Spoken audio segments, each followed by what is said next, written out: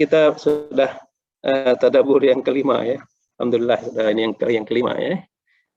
Insya Allah niat baik ini berkesinambungan nih, istiqamah, dan dia akan membawa keberkahan dalam hidup kita. Karena kita berusaha untuk memahami kalam Allah ya.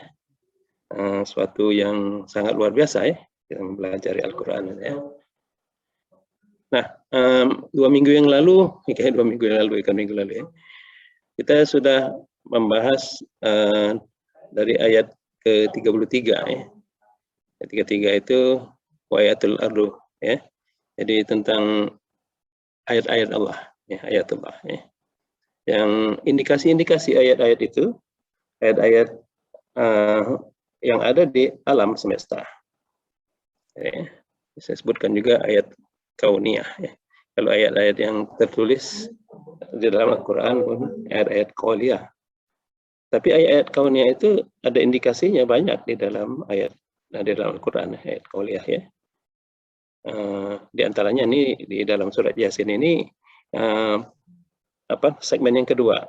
Yang pertama itu tentang membuat kerasulan, tentang Rasulullah, kemudian tentang cerita 3 rasul itu yang kemudian yang didustakan, lalu ada yang membelanya itu seorang yang soleh ya, itu Habib An-Najjar ya.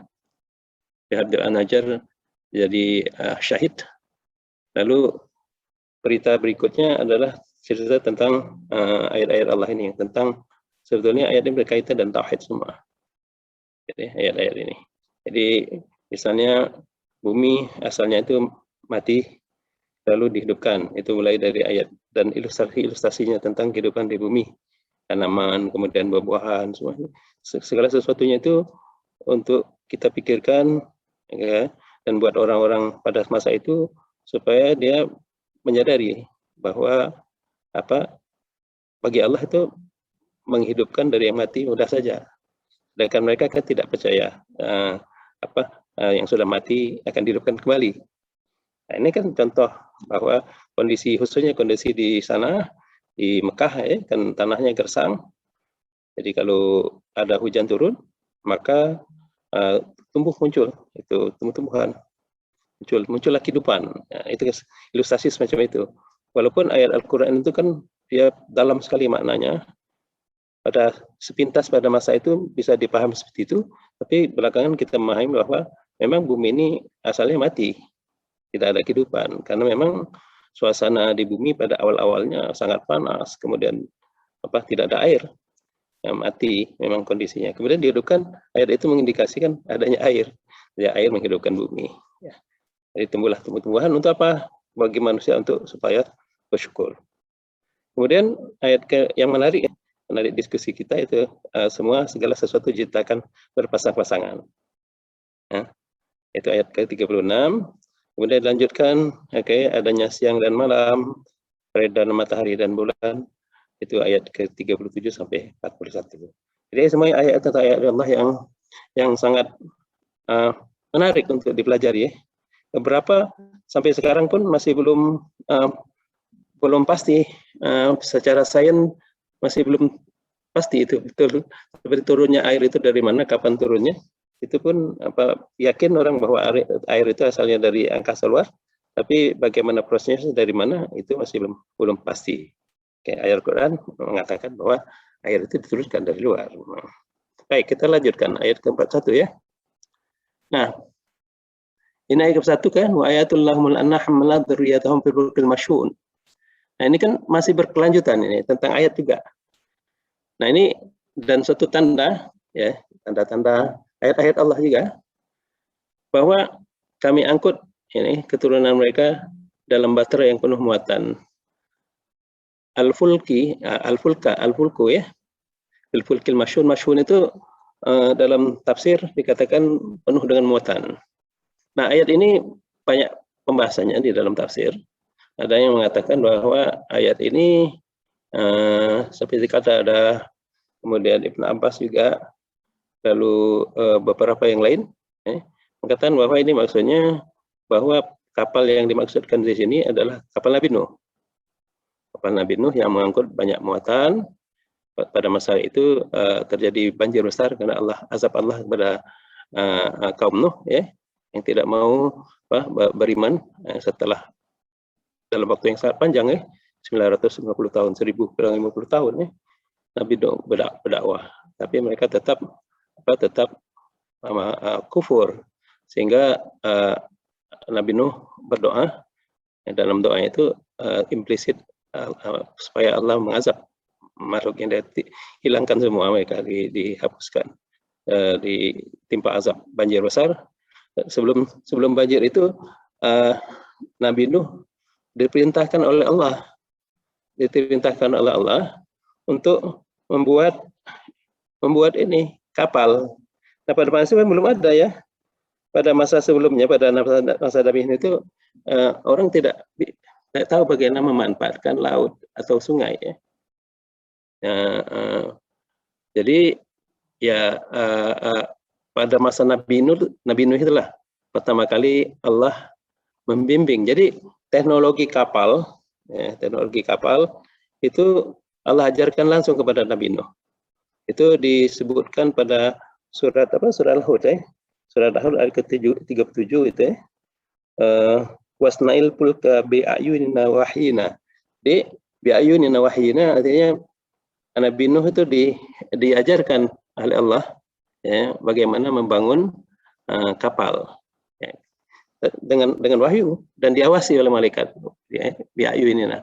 Jadi sampai kapal itu selesai, dan kemudian setelah terjadi banjir besar, maka Nabi Nuh dan pengikutnya jumlahnya lebih kurang cuma 80 saja, 80-an.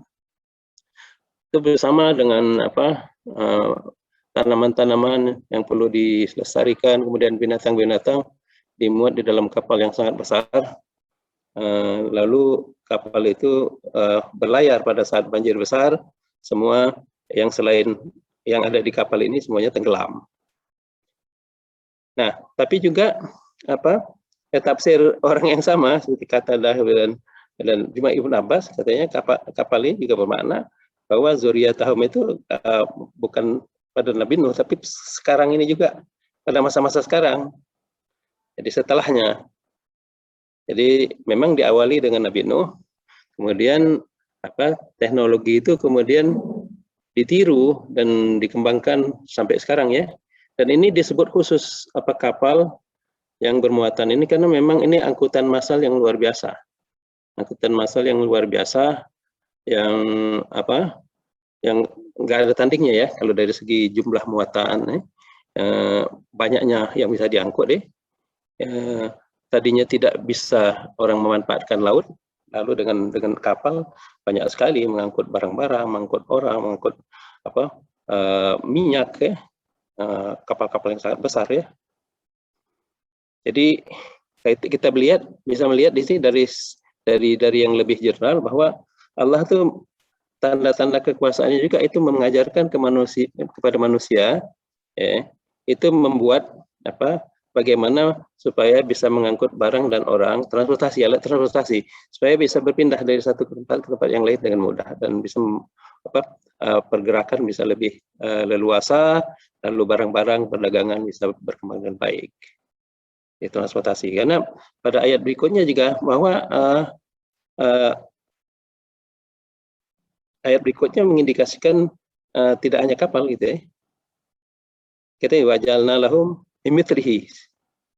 Jadi mimithlihi itu segala sesuatu yang terkait dengan transportasi, kaitan kapal, gitu, ya. Jadi sebelum kapal itu, ya, alat angkut pada masa itu ya hanya kuda, kemudian onta mengangkut barang, ya, dan mungkin juga itu keledai yang juga angkut. Sampai sekarang pun binatang-binatang ini digunakan untuk alat angkut, khususnya di daerah pegunungan. Memang tidak bisa, mobil pun nggak bisa, ya, di atas. Kalau kita lihat menonton beberapa video yang ada di Timur Tengah, seperti ada di Iran, daerah pegunungan, ataupun di Saudi Arabia, yang bisa masuk dalam celah-celah bukit, itu hanya keledai dan kuda, ya. Jadi itu alat angkut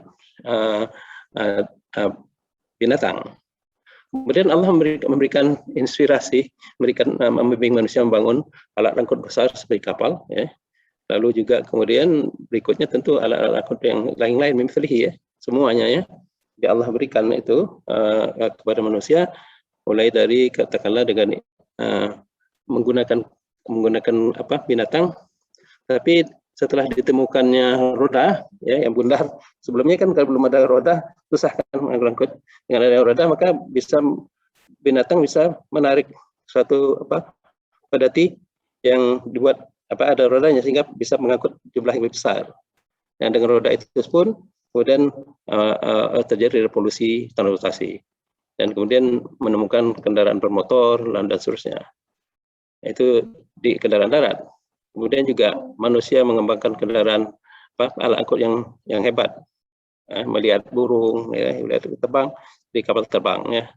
Jadi semua ini tercakup sebetulnya. Jadi semuanya ini adalah tanda-tanda ya, Allah berikan.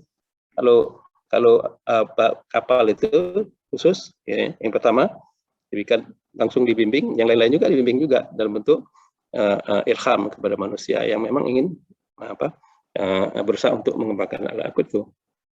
Kita lihat alat-alat angkut itu seperti gambar ini kan kapal Indonesia nih, Cerema ya, yang mengangkut barang, mengangkut orang, kapal feri ya dari satu tempat ke tempat lain ya.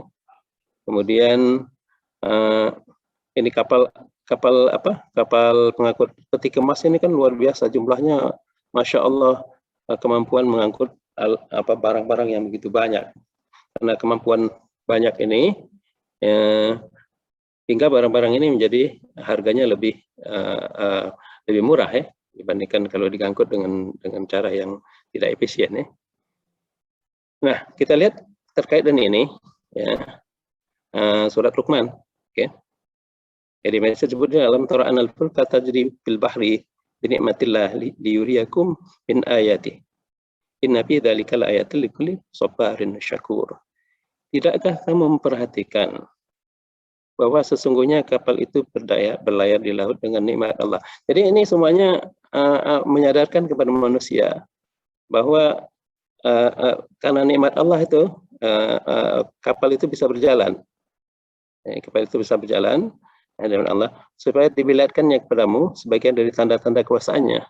Jadi ada hukum-hukum yang memang berlaku ya, antara kapal ya, jenis angkutan itu dengan bisa mengapung di atas air itu, dan hukum-hukum itu yang diajarkan ya, yang kemudian manusia lebih lanjut mempelajari lebih detail jika bisa mendesain kapal yang besar, kapal yang bagus dan nyaman ya, untuk melayari lautan.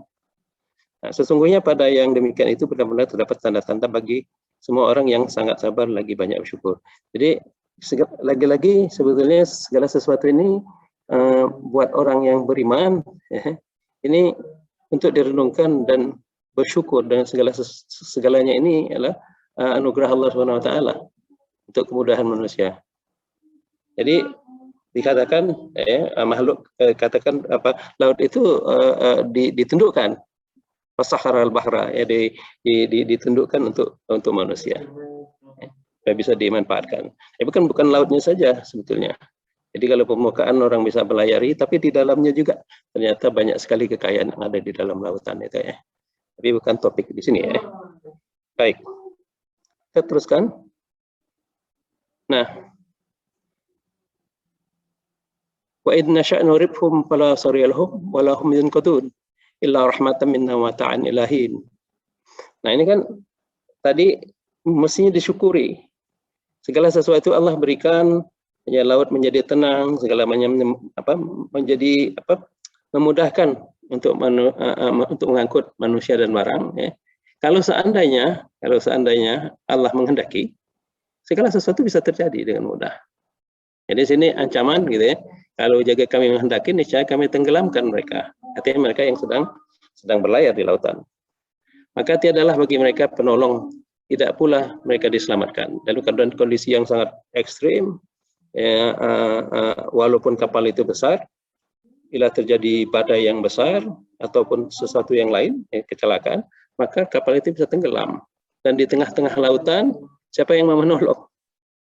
Ya, pada saat itu sebetulnya manusia baru menyadari kalaupun dia ateis di tengah-tengah lautan, ya, naik kapal tidak ada kiri kanan, nggak ada tidak yang dilihat kecuali air, ya.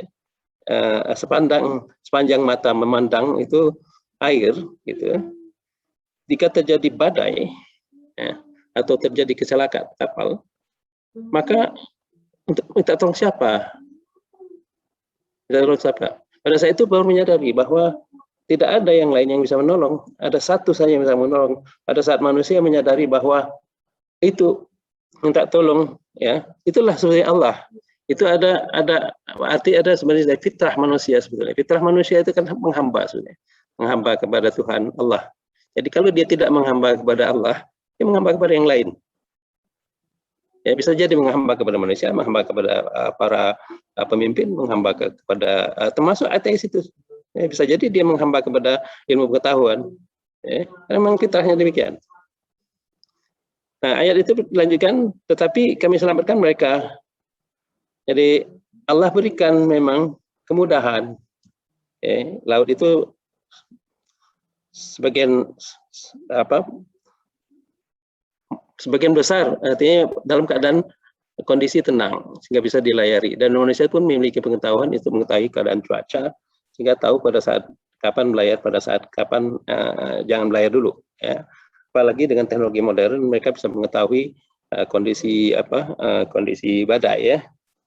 Tapi segala sesuatu pasti tetap bisa terjadi, ya, karena Allah menentukan.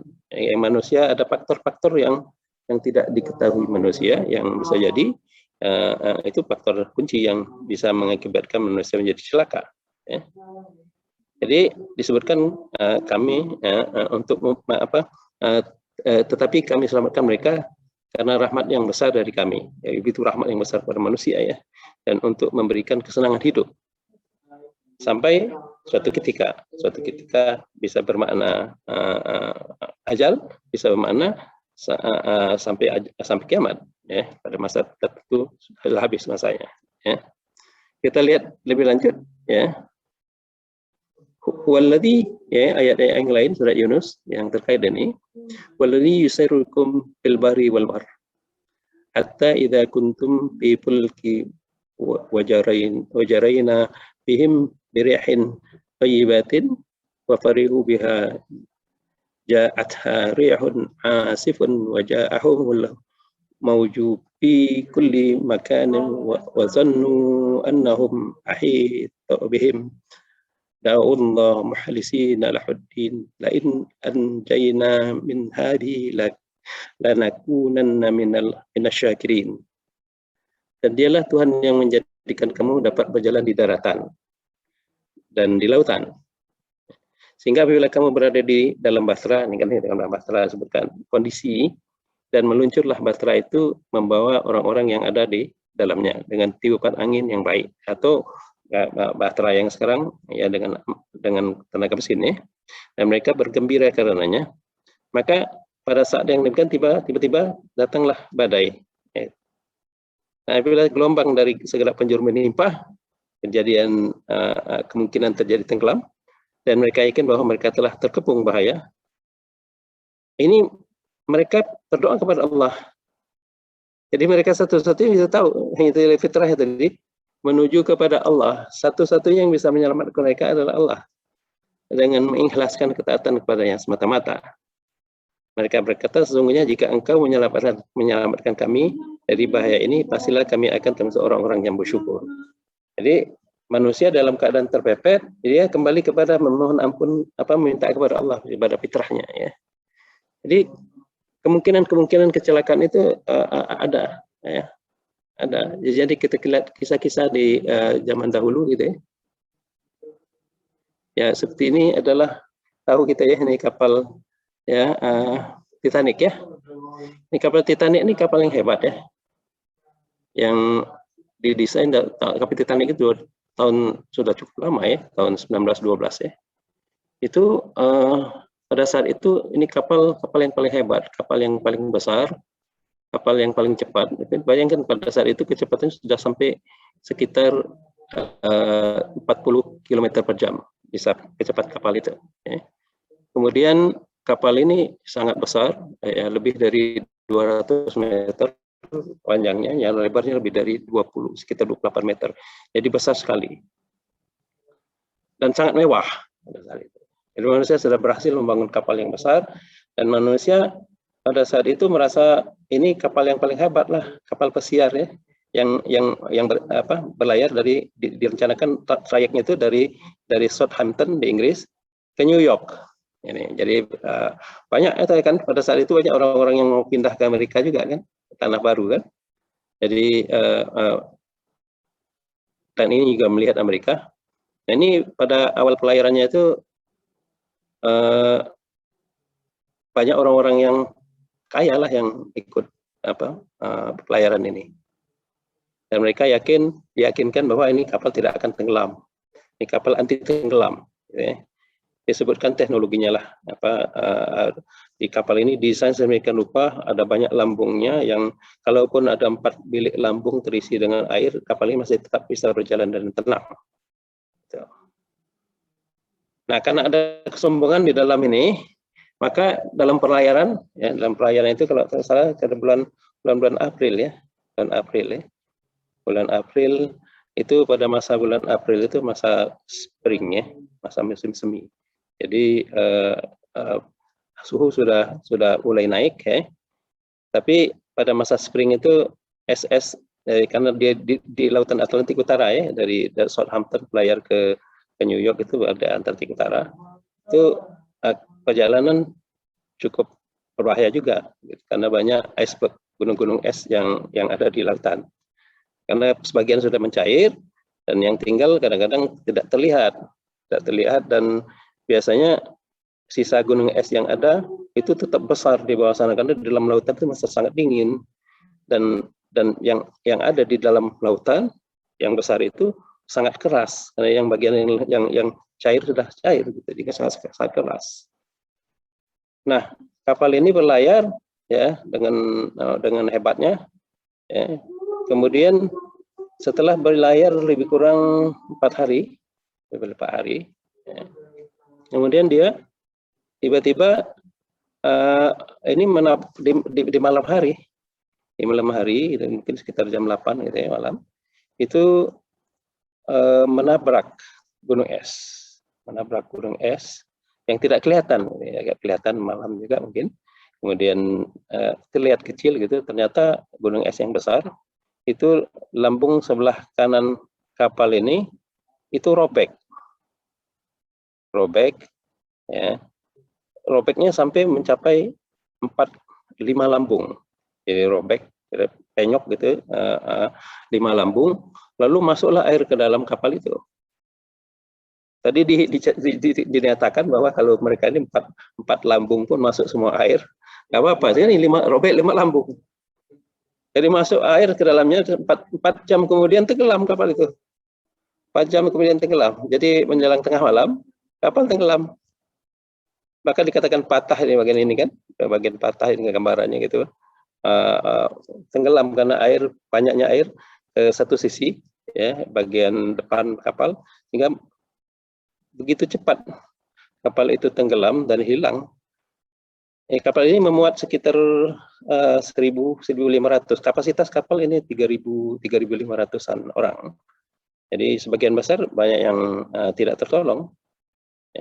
Tidak tertolong, ada yang selamat sekitar 700-an orang selamat, tapi banyak yang tidak selamat. Yang menyebur ke air langsung meninggal karena airnya itu sangat dingin dan tidak ada yang bisa selamat. Yang selamat naik skoci terbatas, itu kemudian diselamatkan oleh kapal-kapal, satu kapal yang juga lewat situ setelah pada pagi harinya. Ini menunjukkan bahwa kondisi semacam ini bisa terjadi sewaktu-waktu. Ini tidak cuaca bagus kan, cuaca dalam kondisi bagus dan kapal berlayar dengan kecepatan penuh, ya. Kecepatan penuh dan sudah dekat ke New York sebetulnya. Jadi jarak ke New Yorknya sekitar 500 mil lagi.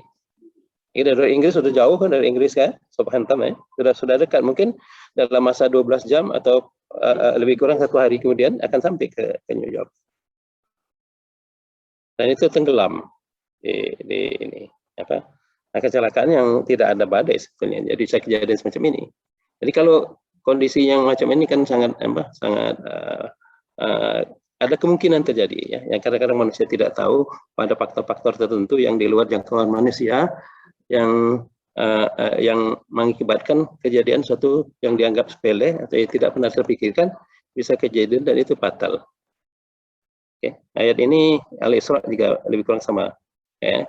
Dan apabila kamu ditimpa bahaya di lautan, niscaya hilanglah siapa yang kamu suruh kecuali Dia. Ini menunjukkan bahwa sebetulnya hanya Allah yang bisa nolong ya. Maka tatkala Dia menyelamatkan kamu di kedaratan, kamu berpaling. Manusia juga yang ini setelah dia mohon berdoa kepada Allah, kalau diselamatkan Allah ternyata setelah kembali selamat dia lupa. Ini kebanyakan kita juga kalau kita memohon pertolongan Allah pada saat kita dalam kondisi kondisi yang musibah gitu. Tapi setelah musibah itu berlalu, kita lupa kepada Allah. Ya, kita hanya ingat pada saat kita mengalami kesulitan ya. Dan itu tidak jangan terjadi kepada orang-orang yang beriman ya. Nah, wa iza qila lahum ittaqu ma baina aydikum wa ma khalfakum la'allakum turhamun. Dan apabila dikatakan kepada mereka, takutlah kamu akan siksa yang di hadapanmu dan siksa yang akan datang supaya kamu mendapat rahmat. Jadi ini adalah peringatan, ya, peringatan supaya manusia ini selalu mengingat bahwa kalau mereka berbuat dosa besar, maka sebetulnya takutlah untuk membuat suatu kezaliman atau dosa, maka takutlah bahwa nanti apa akibatnya ke depan. Nah, ayat ini menarik dari ditafsirkan sebetulnya min baina aidikum ya, ini kan di depan. Wa ma khalfakum ini di belakang. Tapi ini diterjemahkan di hadapanmu dan saya akan datang ya. Jadi nah penjelasan nanti ada penjelasan dari Imam Ja'far yang paling menarik sebetulnya dari ini. Sebetulnya Imam Ja'far katakan bahwa maksud ayat ini sebetulnya segala sesuatu ya, musibah atau kejadian yang menimpa seorang mengakibatkan orang malapetaka itu diakibatkan oleh perbuatan dia sendiri, oleh dosa-dosanya. Ya, dosa-dosanya dilakukan min halpakum ini, lama halpakum ya. Dan ini dosa-dosanya mengakibatkan berakibat azab ataupun musibah. Ya, tadi kalau orang kafir jadi azab ya, kalau orang-orang yang beriman jadi musibah. Ya.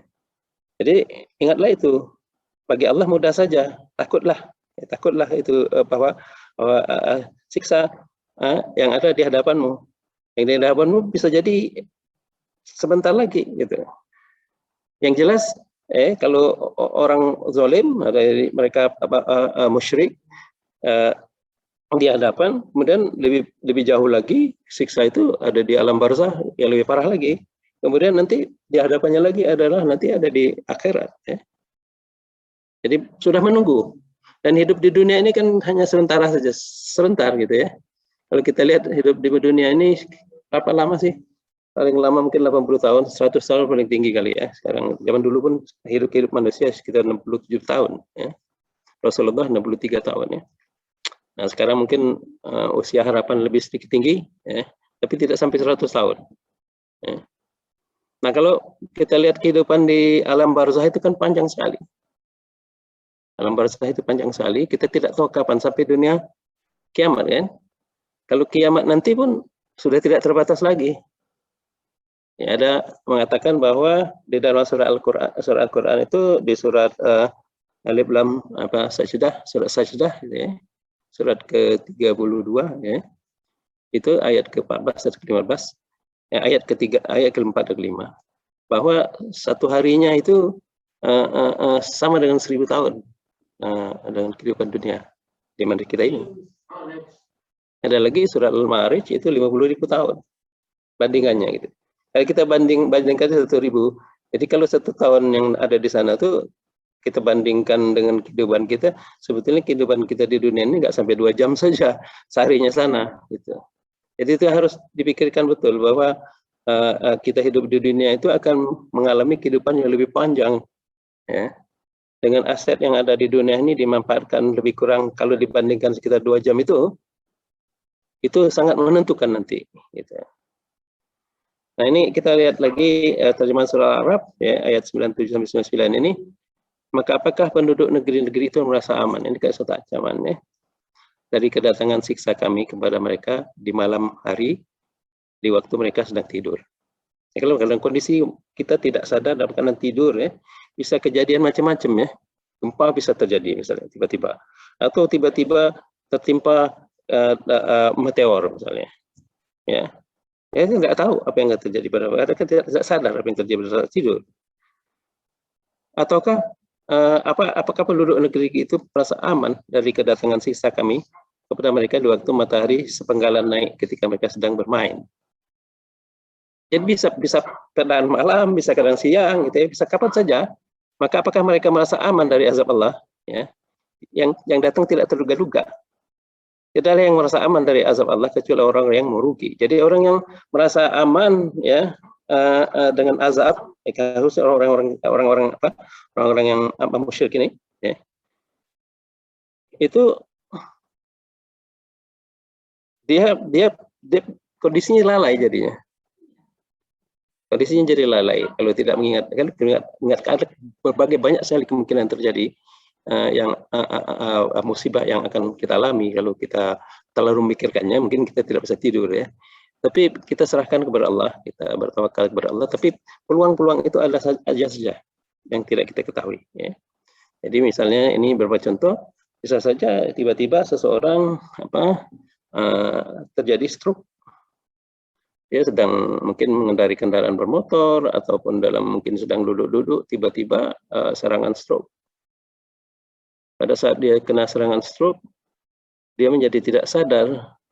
Boleh jadi dia sembuh, ya. Boleh jadi dia tidak sadar dan kemudian meninggal. Cobalah dibayangkan kalau seorang ini belum sempat bertaubat, gitu ya. Dia terkena stroke, lalu kemudian dia tidak sadar. Karena stroke jadi tidak sadar, tidak bisa bertobat lagi. Lalu dia meninggal, apa yang akan terjadi? Ini harus kita takut, kejadian-kejadian seperti itu menyadarkan kepada kita.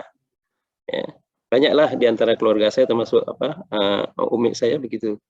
Jadi, tapi dia dalam kondisi sangat bagus, karena selalu berzikir, dalam keadaan berzikir, sedang berzikir, tasbih, tiba-tiba hilang. Tidak ada tanda-tanda sakit sebelumnya, tidak ada tanda-tanda sakitnya, tapi tahu hilang kesadarannya gitu dalam keadaan duduk. Hilang kesadarannya, ternyata setelah dibawa ke rumah sakit dia kena stroke.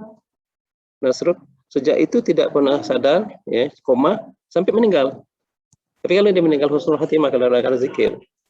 Demikian pula Abah, Abah tiba-tiba gitu ya, dia merasa dirinya tidak enak, dada berdebar-debar, lemas gitu. Jadi dia pergi ke dokter, ya, pergi ke dokter, lalu masih bisa naik tangga karena dokter di lantai kedua. Lantai kedua duduk, waktu mau diperiksa, ya, diagnosa oleh dokter bilang sudah tidak ada, sudah meninggal. Dia karena duduk meninggal. Jadi dokternya begini, ini ya ayah, ini sudah tidak ada. Saya waktu itu tidak ada di tempat. Jadi dibawa ke rumah sakit di Budi Asih di Cawang itu, periksa meninggal. Dan dia pun orang baik, ya, dalam keadaan selalu berzikir ya. Kita bayangkan diri kita bisa kejadian demikian ya, kejadian dia bisa stroke, tiba-tiba tidak sadar, atau kondisi seperti sekarang ada orang-orang, beberapa teman terkena COVID ya dulu ya, awal-awal kan sangat berbahaya dan bisa meninggal. Kemudian bisa jadi terjadi kecelakaan seperti ini. Ya, sedang enak gitu naik mobil, tapi mungkin di jalan tol, kemudian terjadi kecelakaan, slip ya. Ya, bisa juga kejadian seperti ini yang tidak disadari manusia, sebenarnya kejadian likuifaksi yang ada dulu di Sulawesi Tengah ya, di Palu ya. Itu yang membingungkan, tiba-tiba ada gempa, terjadi likuifaksi, itu rumah itu tersedot ke dalam tanah, hilang satu wilayah gitu ya. tersedot masuk ke dalam tanah, dan belum kejadian sebelumnya kita belum melihat seperti itu kejadian. Wah, likuifaksi seperti itu kejadiannya, sangat mengerikan. Gitu. Dan tidak ada yang menyangka kejadian seperti itu sebelumnya. Ya. Tiba-tiba saja kejadian demikian. Dan pada saat itu beberapa orang sedang pesta pora, gitu ya, pesta pora. Dan kejadian ini bisa terjadi di depan kita. Ini menyadarkan kita, saya ingin membawa ini supaya kita menyadari bahwa hal-hal yang demikian bisa terjadi yang di luar kemampuan kita. Kita tidak bisa melihat kejadian yang ada di hadapan kita. Kemudian bisa jadi tiba-tiba meninggal, kejadian yang di hadapan kita meninggal. Ya. Ya. Jadi kemudian bisa jadi ini kejadian yang terjadi 2018. Sebenarnya mengingatkan saja ini juga kejadian yang rada aneh juga, rada aneh, kejadian yang terjadi di Serang, ya. Kejadian Serang. Jadi kadang sedang pesta menjelang, tiba-tiba ada tsunami. Ya, sedang pesta di pantai gitu, tidak ada apa-apa, tidak ada apa-apa.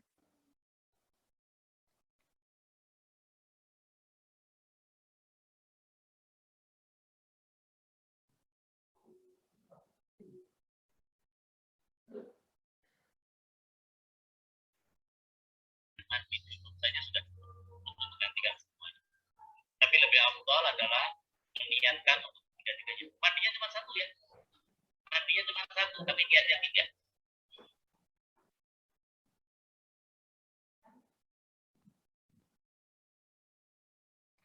Ini panggil.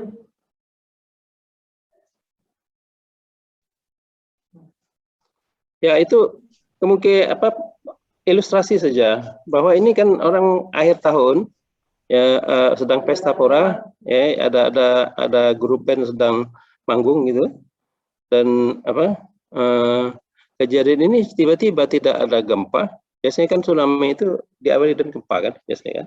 Dan ini tidak ada gempa, tidak tercatat gempa.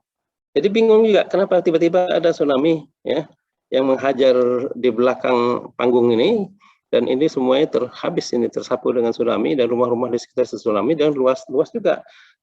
Sampai sekarang pun mungkin dugaan-dugaan saja apa yang terjadi ini. Ada yang mengatakan bahwa sebelumnya mungkin erupsi Gunung Krakatau, lalu ada dinding yang di dalam sana, seperti yang terjadi di ini juga, seperti yang terjadi di Palu, ya, itu terjadi longsor dindingnya dan mengakibatkan tsunami. Nah, ini juga sudah aneh, bisa kejadian tiba-tiba seperti itu, dan musibah tiba-tiba terjadi. Dan itu bisa terjadi pada kita. Kira-kira sebagai ilustrasi kita supaya kita selalu banyak berzikir dan selalu istighfar, ya, untuk menghindari kalau kejadian itu terjadi pada kita, dan ini kita sudah siap. Saya juga ada satu kawan, jadi kawan baik sebetulnya, kawan yang sangat baik. Baru juga rasanya sedang baru bisa lewat email, lalu mendengar tiba-tiba dia meninggal. Meninggalnya seperti apa? Ya, dalam keadaan tidur menjelang subuh, gitu ya. Istrinya mencoba membangunkannya untuk sholat subuh, tidak bisa bangun lagi dan meninggal. Nah, ada teman juga yang ada di sini di Brunei ini, dia seorang baik, gitu ya. Dan demikian juga orangnya sangat sehat, gitu, dan selalu olahraga, biasanya bisa berjalan tiap pagi dan sore naik bukit, itu sangat sehat itu. Tapi meninggalnya apa? Ya seperti tidur dan ada rasa dadanya sakit, mungkin ada serangan jantung, ya, meninggal, malam itu meninggal juga. Tidak ada yang besok paginya meninggal, sudah ada. Nah, ini berkaitan dengan ayat 45. Ini Imam Ja'far berkata, dosa mengundang petaka. Jadi ini sangat ringkas, gitu ya. Dosa mengundang petaka. Jadi kalau orang berbuat dosa, maka ada kemungkinan di depannya bisa kejadian macam-macam. Boleh jadi segera teguran. Kalau kita berbuat dosa, kemudian Allah menegur kita, bahagialah kita. Kita diingatkan dengan kita berbuat dosa, cepat-cepat kita untuk istighfar. karena kita telah berbuat dosa. Jadi kalau yang itu bahagialah. Jadi kalau kadang-kadang kalau perbuatan dosa itu besar, maka petaka atau sakit berat itu adalah upaya Allah untuk mengurangi dosa atau menghilangkan dosa itu. Jadi kita mengalaminya. Sehingga kalau kita sabar menghadapi musibah itu, maka insya Allah kita akan mendapatkan banyak pahala. Ya. Nah, Imam Ali juga kata, tidaklah musibah tersebut turun melainkan karena dosa. Oleh karena itu, tidaklah bisa musibah tersebut hilang melainkan dengan taubat. Taubat, taubat, istighfar selalu. Kita diminta untuk selalu istighfar, paling sedikit ke Rasulullah istighfar 70 kali sehari. Astagfirullahaladzim. Astagfirullah. Istighfar itu tidak susah untuk melakukannya. Ya. Nah, mengapa kita harus melakukannya? Karena kita tidak tahu, mungkin kita berbuat dosa yang kita tidak sadari. Atau kita tidak sadari, kita sadar berbuat dosa, tapi kita tidak melakukannya dengan biasa saja. Ya. Jadi kita lupa, tidak bertobat, tidak istighfar. Kita tidak membiasakan diri untuk istighfar. Maka kita akan mengalami hal-hal yang seperti yang dikatakan ayat ini, ya. Jadi istighfar itu sangat diperlukan. Diperlukan karena kita menyadari, kalau saya menyadari demikian, bahwa Allah itu memberikan banyak sekali nikmatnya, tidak terhitung. In ta'uddu nikmatallah la tuhsuha. Jadi tidak mungkin kita bisa menghitung nikmat itu begitu besar dari kita. Nikmat sehat aja kadang-kadang kita tidak sadari bahwa itu begitu besar, ya. Nikmat sehat. Nah, kita sebagai makhluk, ya, harus selalu bersyukur kepada Allah. Ini yang kita lupa kadang-kadang, bersyukur kepada Allah.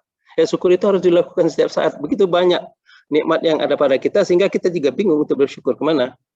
Ya, karena kita tidak mampu melakukan syukur seperti banyaknya sesuai dengan nikmatnya itu, maka caranya kita mohon ampun kepada Allah karena kehilapan kita, kekurangan kita dengan istighfar itu. Jadi bukan hanya karena kita berdosa, tapi karena kurang syukur itu juga dapat mengakibatkan suatu kalau Allah, orang yang bersyukur kan nikmatnya tambah, ya. Kalau orang-orang yang tidak bersyukur dengan nikmat yang besar, ya, maka tunggulah nanti. Allah kata tunggulah. Allah tidak langsung eksekusi, tapi tunggulah. Bisa jadi di hadapan kita ada masalah malapetaka, gitu, ya. Dan ini surat ini lagi sebenarnya ingatkan kita.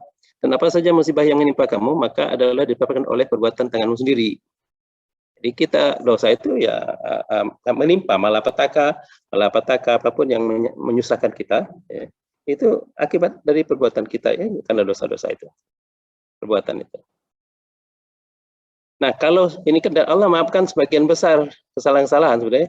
Kalau Allah tidak melakukannya, waduh, parah kita. Tapi Allah memaafkan. Ini adalah berita gembira buat kita orang beriman. Allah maafkan sebagian besar kesalahan itu. Tapi ada yang tidak. Artinya ada yang tidak dimaafkan, kan? Jadi yang tidak dimaafkan, maka kita harus bertobat, kan? Minta istighfar, minta ampun kepada Allah SWT. Nah, itu kita bisa lakukan dengan istighfar, kita bertobat, ya. Kita sholat, kita segala macam, kita berdoa, mohon ampun kepada Allah SWT. Nah, hati-hati dengan dosa berikut, balasannya cepat. Ini ada beberapa hadis yang ingatkan saja. Setiap dosa akan diakhirkan, ya, balasannya. Ya, dosa itu sebenarnya kita diakhirkan. Allah ini sangat sayang kepada kita, ya. Sangat sayang kepada dia. Dia tidak segera ada kesalahan langsung kena balasan, tidak. Tapi ditunda. Kenapa? Dia memberikan peluang kepada kita untuk bertobat, menyadari kesalahan itu, ya. Kalau orang berbuat salah, berbuat dosa, menyadari dosanya, lalu mohon ampun, maka dosanya dihapuskan, bahkan mendapatkan pahala, ya. Dapat pahala itu. Jadi orang yang istighfar kemudian mohon ampun kepada Allah, kan manusia tidak bisa lepas dari salah. Jadi menyadari kesalahannya dan lalu mohon ampun, Allah sangat senang kalau kita mohon ampun kembali kepadanya, ya. Jadi ditunda memang untuk memberikan peluang supaya kita kita menyadari lalu kita bertobat kembali kepadanya.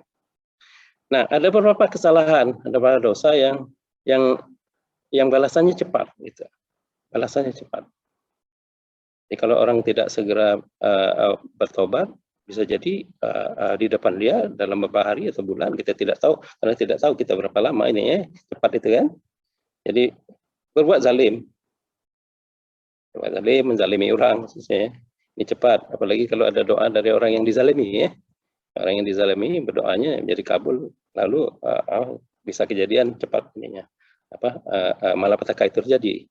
Kemudian durhaka kepada orang tua juga mengundang malapetaka, cepat juga. Dan memutuskan silaturahim. Jadi ini dosa-dosa yang bisa cepat. Ada beberapa hadis yang lain tentang zina cepat. Kemudian juga ada yang mengatakan, ada hadis dikatakan juga ini curang dalam bisnis. Curang dalam bisnis juga mengundang cepat balasan. Ya.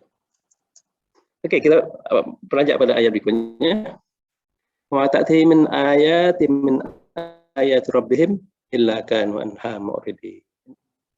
Dan sekali-sekali tiada datang kepada mereka suatu tanda dari tanda-tanda kekuasaan Tuhan mereka, melainkan mereka selalu berpaling daripadanya. Nah, ini tanda-tanda orang-orang musyrik ya, orang-orang yang diberikan tanda, kan banyak sekali tanda-tanda di antara tanda-tanda yang dibahas sebelumnya gitu ya. Tanda sebelumnya mulai dari ayat 31 ya, banyak lagi tanda-tanda yang lain sebetulnya. Semua tanda-tanda yang langsung jelas, peringatan dari Rasul misalnya ya. Itu tanda-tanda ya yang jelas sekali gitu. Kalau tanda-tanda yang ada di sekitar kita, kan kita sudah belajar bahwa tanda-tanda ada pada diri kita, ada tanda-tanda di sekitar lingkungan kita gitu ya. Ada yang disebut dalam Al-Qur'an, ada yang tidak gitu kan. Semua itu tanda-tanda yang buat kita untuk kembali kepadanya. Tapi tanda-tanda kekuasaan Allah itu tidak digubris. Bahkan kalau ada peringatan itu malah marah. Gitu ya. Malah seperti orang-orang kafir di Quraisy ini, itu dia malah memusuhi Rasulullah SAW yang memberikan peringatan kepada mereka. Jadi ini bahaya sekali kalau menolak peringatan, maka setelah kita belajar sebelumnya, maka yang terjadi adalah mati, hati tertutup. Kalau hati tertutup, waja'alna min baini aydihim saddan min hablin sadab wa saynahu fa la yusirun. Jadi tak bisa melihat lagi, tidak bisa melihat dirinya, tidak bisa melihat lingkungannya ya. Dan itu jadi buta ya. Ini tanda-tanda semua ya. Tanda-tanda yang paling besar adalah Rasulullah dan Al-Qur'an ya. Contoh tanda-tanda adalah surat Naba. Banyak sekali surat An-Naba kalau dibaca tanda-tanda semua, surat-surat juz amma atau surat pada turun surat Makkiyah. Surat Makkiyah ini banyak sekali tanda-tanda. Surat Madinah itu banyak bercerita tentang hukum. Jadi seperti surat Al-Muluk, tanda-tanda yang banyak tuh. Surat Sajdah banyak tanda-tanda. Surat Ar-Rum, wa min ayatihi, itu tanda-tanda ngasih tahu kepada manusia, menyadarkan manusia ya bahwa Allah itu ada dan Allah yang Maha Esa dan Allah bisa berbuat apapun, gitu kan? Dan kembalilah kepadanya, itu kan kembali kepadanya. Ya. Itu sebenarnya tanda-tanda itu kasih sayang, ya, kasih sayang Allah kepada manusia, supaya manusia kembali kepada jalan yang benar. Ayat berikutnya, wa idza qila lahum anfiqu mimma razaqakumullah qala alladziina kafaru lil ladziina aamanu anutimu man law yasha'u Allahu atamah in antum illa fi dhalalin mubin. Dan apabila dikatakan kepada mereka, kalau sudah mereka menikmati semuanya, ya, menikmati rezeki dari Allah, ya. Ini salah satu nikmat saja, ya, ada rezeki ya untuk makan, ya. Nafkahkanlah, ya, ini karena harta benda, nafkahkanlah sebagian dari rezeki yang diberikan Allah kepadamu. Ini ayat ini mengatakan bahwa sebetulnya rezeki itu Allah yang memberikan, ya, Allah yang memberikan kepada manusia berupa harta, makanan, segala macam ya. Dan rezeki itu tidak harus dalam bentuk materi ya. Maka orang-orang kafir itu, kalau saya katakan dari seluruh huruf tebal, kafir ini bisa jadi kafir, orang kafir betul atau kafir kufur nikmat. Itu berkata kepada orang-orang yang beriman, apakah kami akan memberi makan kepada orang-orang yang jika Allah menghendaki, setelah dia akan memberi makan. Tiadalah kamu melainkan dalam keadaan kesusahan yang nyata. Jadi dia pelit. Ini tidak mau berbagi rezeki yang Allah berikan itu. Allah perintahkan di sini untuk berikan kepada mereka yang dalam keadaan kekurangan. Berikan mereka dalam keadaan kekurangan. Nah, mereka tidak mau melakukannya, bukan saja tidak mau melakukannya, tapi juga ngeyel gitu ya, tidak mau. Mestinya Allah ngasih kepada mereka itu loh. Ya. Ini kan ngeyelnya gitu kan? Benar. Jadi memperolok-olok juga ya, ini perintah Allah sebetulnya. Ini kan ayatnya sangat universal, ini bukan hanya untuk Muslim ya. Kan ini kan ini adalah perintah kepada manusia, dan dalam hal ini dikatakan kepada mereka, kepada orang-orang musyrikin ya. Mereka jawab ya, itu jawabannya, apakah kami akan memberikan makan kepada orang yang jika Allah menghendaki tentulah dia akan memberi rezeki makan. Kalau orang yang dalam keadaan kesusahan, dan ini kan menafkahkan dalam hal ini karena pada saat itu belum ada ayat tentang zakat, ini dalam keadaan sedekah ya, menafkahkan memberikan kepada orang lain dalam keadaan kekurangan. Ini suatu yang luar biasa, suatu yang besar sekali ya. Sebenarnya akan ilustrasi saja, ini adalah semacam teori gitu ya, yang bisa digunakan untuk menjelaskan ayat ini.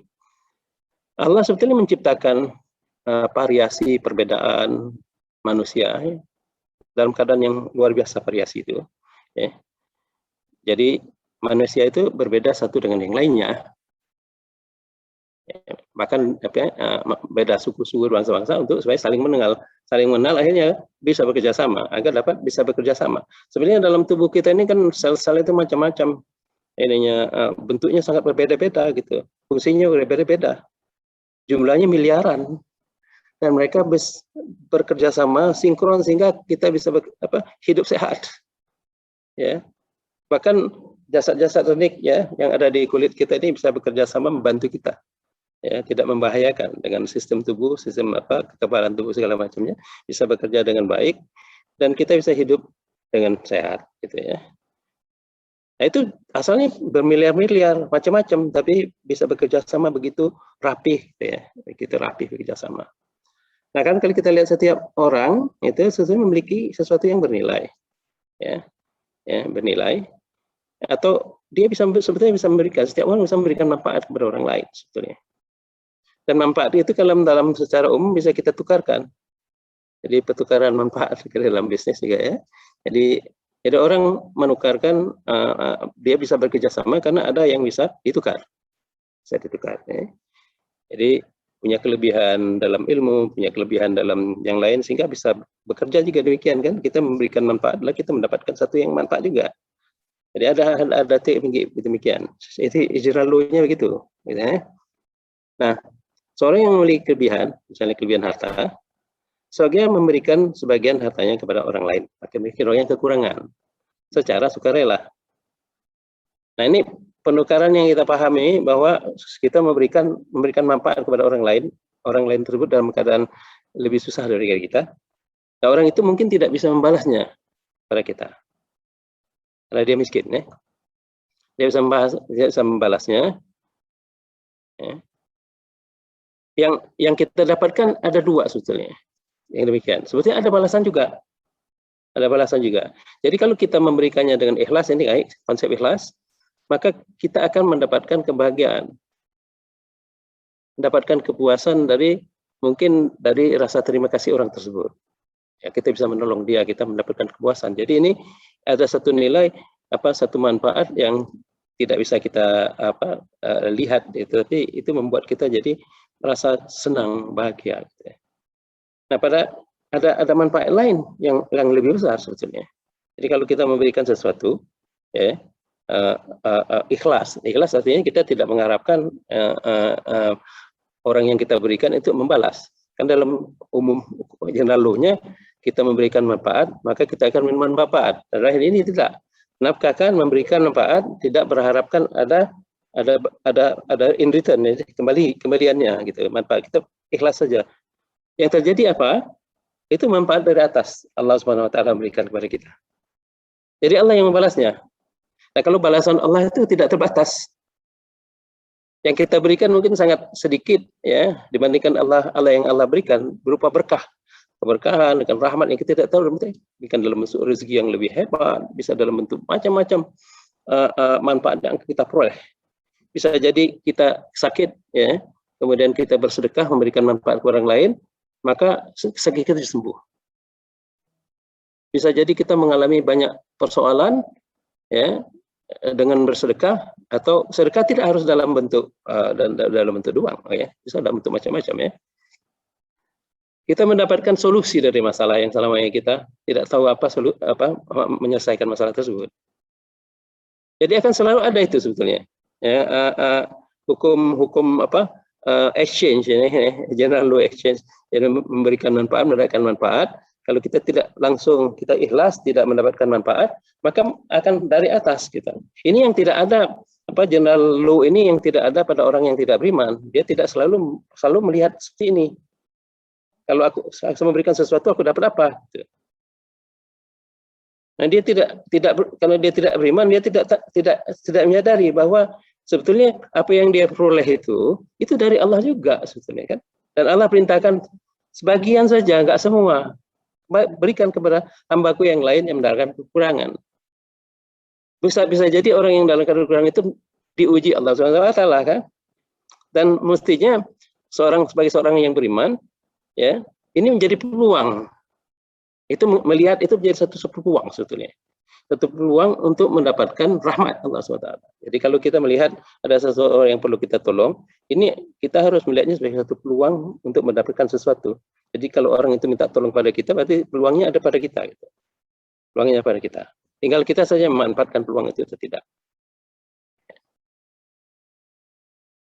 Oke, kita teruskan. Wa yaquluna mata hadzal wa'din kuntum shadiqin. Ini bagian terakhir. Ma yanzuruna illa sa'atan wahidatan ta'khudhuhum wa hum hasmun.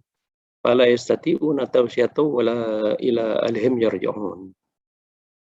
Nah, ini sudah berubah, topiknya sudah berubah nih. Nah, mulai masalah ma'ad ya. Awal ma'ad kembali kepada nanti ayat berikut tentang ma'ad ya, tentang kiamat ya. Dan mereka berkata, karena mereka ini rekaman banyak apa yang kata mereka ini direkam dari banyak ayat. Jadi kan Rasulullah itu kan berdakwah kepada mereka, ya, mengingatkan mereka. Lalu yang diingatkan diantaranya itu adalah hari kiamat, bahwa mereka hidup di dunia ini nanti mati akan dibangkitkan. Nanti mereka harus bertanggung jawab nanti di sana. Siapkan dirimu untuk bertanggung jawab. Itu yang paling penting sebetulnya. Keyakinan kepada hari akhir itu. Nah, yang terjadi adalah mereka tidak percaya dengan ini. Ya, mereka lalu menanyakan, bilakah terjadi janji hari kebangkit jika kamu adalah orang yang benar? Jadi kita tidak percaya kan? Jadi malah berolok-olok, kapan itu akan terjadi? Ya. Dan ini banyak ungkapan yang demikian, ketidakpercayaan. Bahkan mereka mengundang datangkanlah segera, gitu kan? Sombongnya gitu ya, karena ketidakyakinan, tidak tahu bahwa padahal ini keyakinan yang sangat penting buat kita ya, keyakinan terhadap hari akhir itu, dan disitulah keadilan yang sesungguhnya akan ditegakkan. Ya. Ya. Jadi kalau tidak ada keyakinan ini, maka ya apa yang mereka lakukan di dunia ya suka-suka mereka gitu ya. Mereka berbuat zalim nggak apa-apa karena mereka tidak diminta pertanggungjawaban. Mereka berbuat maksiat nggak apa-apa karena nanti tidak ada konsekuensinya. Nah, kalau ada keyakinan ini, maka apa yang mereka lakukan, ya, perbuatan buruk nanti ada balasannya, gitu, nanti. Sehingga kalau ada keyakinan ini, kalau gitu nanti dulu. Kalau ada ingin berbuat suatu perbuatan buruk, maka ada remnya. Nanti ya gimana? Demikian pula kalau berbuat baik, nanti ada ganjarannya yang berlipat. Maka dia dapat insentif melakukan perbuatan itu. Keyakinan ma'ad ini sangat penting ya. Nah, karena mereka tidak yakin dan tidak mempercayainya, mereka malah mempertanyakannya, maka ayatnya mereka tidak menunggu kelayan suatu teriakan saja yang akan membinasakan mereka ketika mereka sedang bertengkar. Jadi kejadian itu yang mereka pertanyakan ini bisa kejadian setiap saat, anytime. Yang jelas kiamat kecil pasti terjadi, mereka mati gitu kan. Atau musibah tiba-tiba bisa datang pada kaum sebelumnya. Ya, seperti Nabi Nuh, musibah banjir besar, kemudian kaum Ad, ya, musibah angin sosor, kemudian kaum Tsamud, ya, kemudian ashabul aikah, ya, kaumnya Nabi Syuaib, gitu ya. Begitu kejadian habis gitu, tiba-tiba gitu ya. Pada saat kejadian itu tidak ada lagi peluang untuk bisa mempertanyakan apa, tiba-tiba habis sudah. Demikian pula ayat ini indikasikan kiamat itu bisa kejadian setiap saat gitu. Pada saat mereka lalai, pada saat orang itu manusia lalai. Satu teriakan ini artinya teriakan sangkakala yang pertama nih.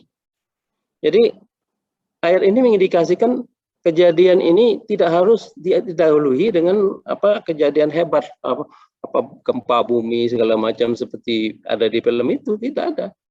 Memang ada ayat-ayat seperti ayat-ayat di surat-surat Jusama ya, tentang berbicara tentang hancurnya dunia segala macam. Tapi ayat ini mengatakan kiamat sangkakala pertama itu bisa kejadian dalam keadaan manusia lalai gitu. Bahwa dalam tafsir katakan mereka dalam keadaan mungkin sedang bertransaksi di pasar, tapi tiba-tiba malaikat meniup sangkakala pertama, selesai, kiamat selesai. Pada saat itu, ya kan, pada saat itu kejadian itu selesai, tidak bisa lagi, sudah selesai habis semua. Lalu mereka tidak kuasa membuat suatu wasiat, selesai, tidak ada lagi hubungan, mati sudah. Ya. Jadi mati. Dan tentu ada proses berikutnya kan, ada proses berikutnya, sangkakala kedua, sangkakala ketiga ya. Ini sangkakala pertama, nanti ayat-ayat berikutnya tentang itu ya. Nah, itu kan ayat disebutkan surat Al-Jathiyah ini. Dan apabila dikatakan kepada sungguhnya janji Allah itu adalah benar dan hari berbangkit itu tidak ada keraguan padanya. Jadi ini suatu kepastian. Dan ini kan hari berbangkit, hari akhirat itu kan masalah gaib. Yang manusia tidak bisa mengetahui kecuali melalui wahyu. Jadi satu-satunya jalan untuk mengetahui bahwa ada hari akhir itu melalui wahyu. Ya, susah menggunakan akal kita ya, kita sampai gitu. Memang nanti ada hari kita tahu bahwa ada sesuatu yang memang kita tidak bisa ketahui, masalah gaib ya. Dalam bahasa namanya eskatologi, masa depan, itu kita tidak tahu hari kiamat, itu apa yang terjadi di sana. Kita tahu itu melalui wahyu. Ya, baik wahyu yang ada terdalam Al-Quran maupun dalam hadis-hadis ya. Nah, niscaya kamu menjawab orang-orang ini ya. Kami tidak tahu apakah hari kiamat itu ya. Kami sekali-sekali tidak lain hanyalah menduga-duga dan saja, dan kami sekali tidak meyakininya ya. Jadi tidak tahu gitu. Nah, kalau kejadian betul-betul, nah surat ini, surat berikutnya ya. Surat ini surat Al-Haqqah ya. Oke. Ini surat Ahqaf ya, Ahqaf. Dan ingatlah ya, hari ketika orang-orang kafir dihadapkan kepada neraka. Katakan kepada mereka, bukankah azab ini benar? Setelah mereka benar-benar berhadapan ya, saya nggak yakin ini mungkin sama ada ayatnya ini 345 juga ini ya.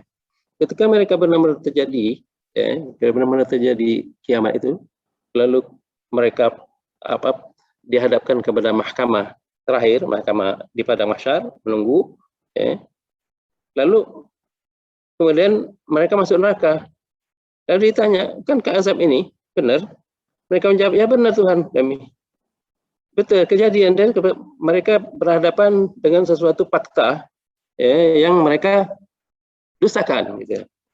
Itu berat sekali kondisi psikologisnya, berhadapan dengan suatu fakta yang mereka dustakan. Sekarang baru ketahuan, tahu betul ini kejadiannya. Nah, tapi sudah terlambat semua. Sudah terlambat. Allah berfirman, maka rasakanlah azab ini disebabkan kamu selalu ingkar. A'udzubillah min dzalik. Mudah-mudahan kita dijauhkan Allah dari hal-hal yang demikian ya. Orang-orang yang beriman, kita harus betul-betul meyakini hari akhir sebagai motivasi kita untuk mengumpulkan semua kebaikan.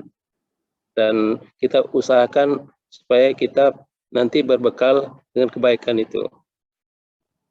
Dan kita berusaha sedemikian rupa supaya beban-beban dosa kita diampunkan Allah dengan cara kita beristighfar. Ada satu yang menarik dari yang disampaikan pada Imam Ali. Imam Ali jadi khalifahnya di Baghdad, di Najaf. Ada seseorang ini menjumpai imam, pergi ke rumahnya imam, ya terbuka ke imam. Imam bekerja di kebun kok. Dia bekerja ke rumahnya, dia melihat rumah imam ini. Enggak ada apa-apa di rumah imam. Bahkan kelihatan sekali rumah ini tidak kekurangan, pasti imam hidup dalam keadaan kekurangan gitu. Karena imam memang apa yang dia miliki dia sedekahkan, kembalikan lagi. Jadi tidak ada apa-apa di dalam rumahnya. Hanya yang dia perlukan hari itu yang dia perlukan, itulah yang dia ada. Sisanya dia sedekahkan. Dia tanya, imam, ini kok imam kan kakak khalifah? Iya. Kenapa ini kondisi kehidupanmu seperti ini? Artinya dia melihat, dia berharap bahwa seorang khalifah, seorang imam kan hidup dalam keadaan berkecukupan atau mungkin berlebihan. Ini imam tidak. Imam tidak demikian. Apa kata imam? Aku tidak mau membangun properti, rumah, membangun rumah di atas tanah sewaan.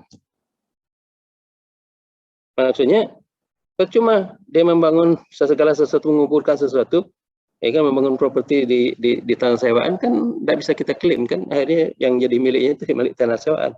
Punya aku sudah aku kirim semua ke nanti, maksudnya nanti dikirim ke dunia di akhirat, nanti aku akan menikmatinya di sana. Nah, inilah prinsip yang mesti kita ikuti juga gitu ya. Jadi ya dunia ini memang menarik, tapi memang kita bisa menikmatinya, tapi jangan lalai dengan dunia ini. Dan banyak contoh-contoh habib-habib kita, para imam hidupnya hidup berkecukupan. Ya, kita seorang muslim memang harus hidup berkecukupan, cukup kan? Karena kita diminta bersedekah, kita diminta untuk mengeluarkan zakat, humus, segala macam. Kalau kita takban hidupnya tidak bisa itu menjadi ini juga. Tapi yang tidak boleh kita lakukan adalah hubur dunia. Hubur dunia bisa bahaya, jadi lupa segala sesuatu yang nanti bagaimana sehingga kita membuat maksiat segala macam yang tanpa kita sadari, kemudian kita lupa bertobat. Nauzubillah min dzalik. Demikian saja sebagai pengantar yang mudah-mudahan bermanfaat apa yang saya sampaikan ini, khususnya bermanfaat buat diri saya sendiri. Wa ma taufiqi illa billah, alaihi tawakkaltu wa ilaihi unib. Assalamualaikum warahmatullahi wabarakatuh. Waalaikumsalam warahmatullahi wabarakatuh. Alhamdulillah, kita tadi sudah mendengarkan penjelasan dari Ustadz Nabil terkait surat Yasin ayat 41 sampai 50 ya tadi ya. Di ayat-ayat awal tadi dijelaskan Ustadz Nabil masih melanjutkan tentang bagaimana mengingatkan kita ya tentang ayat-ayat Allah yang bertebaran di mana-mana gitu ya. Kalau sebelumnya diingatkan tentang ayat-ayat tentang air, tentang bagaimana tanah tandus bisa tumbuh tanaman, tentang matahari, bulan dan sebagainya. Di ayat yang ini tadi diingatkan kita mengenai tanda-tanda kebesaran Allah berupa alat-alat transportasi ya. Tadi disebut air dan air itu dari Allah, dan kemudian juga Allah yang menjadikan kita bisa menggunakan air itu sebagai sarana untuk di atas itu sebagai sarana untuk transportasi ya, mengangkat berbagai macam barang ternak dan sebagainya, tadi peti kemas dan sebagainya ya, menggunakan kapal itu gitu ya, menggunakan alat transportasi, dan alat transportasi itu bisa banyak yang lain. Terus tadi juga diingatkan tentang bahwa kita tuh nggak boleh merasa sombong dan merasa aman gitu ya. Dari awal surat Yasin ini sudah diingatkan ya, jangan sombong, jangan merasa aman dari azab atau kekuasaan Allah gitu ya, bahwa ketika kita mampu melakukan sesuatu, bahwa Allah bisa saja setiap saat mencabut itu kemampuan itu. Air, terus kapal bisa ditenggelamkan setiap saat. Terus juga tadi disampaikan, tadi yang mencatat apa tadi ya? Anda lihat ini tadi bahwa kita itu ketika menyampaikan pesan-pesan itu ya kepada objek dakwah kita itu, sebaiknya juga kita menggunakan hujah-hujah, argumen-argumen gitu ya, argumen-argumen yang bisa diterima oleh dan bisa dilihat gitu oleh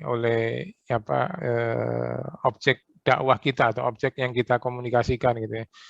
Runtut semua disebutkan gitu ya, argumentasinya, air, matahari, bumi, langit, kapal dan sebagainya. Jadi runtut gitu ya. Terus